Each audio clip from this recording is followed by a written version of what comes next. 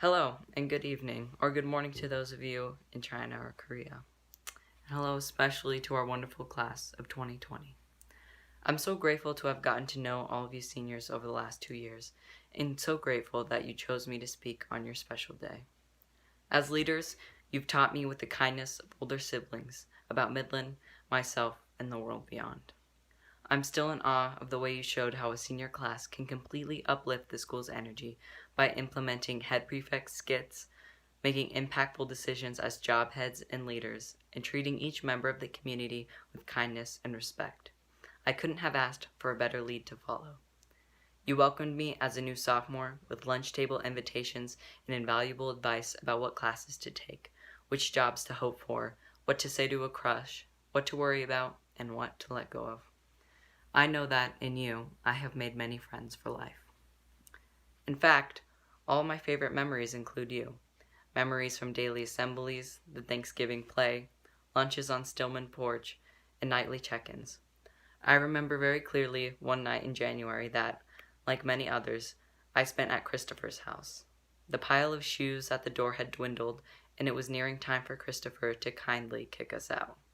We felt his tired gaze aimed at us from his chair across the room, yet none of us moved. Instead, several seniors, Hannah, Kato, Quinn, Maisie, Jane, Liz, Linda, and I, snuggled on his couch and discussed graduation. What would we wear? Who would speak?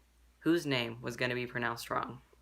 Kato and Quinn suggested I try to do their hair, and Hannah expressed how much she wanted the choir to sing Slipping Through My Fingers by ABBA. I think someone even mentioned that I could be the junior speaker.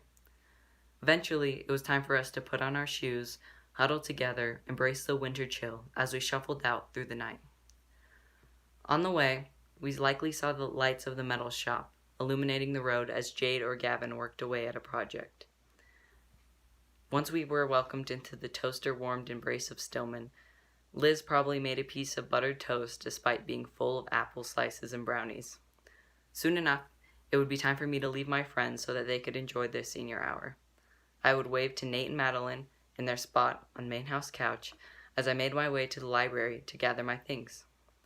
I'd probably have to move quietly so that I wouldn't wake up a sleeping Jack Thomas surrounded by a mess of playing cards or disturb a content Jamie V listening to music on his laptop.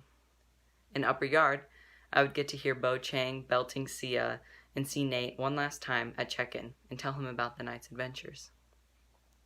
Graduation had seemed so far away that night, so impossible to reach, and yet here we are.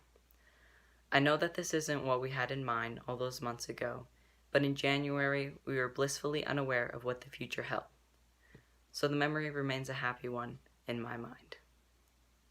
I bring this up not to make us sad, but to bring back that warm, fuzzy feeling that comes when we remember nights at Midland, when we remember solving wooden puzzles, when we remember laughing at stories told around the dinner table, when we remember eating the kind of brownies only Molly knows how to make and somehow devouring all the apple slices.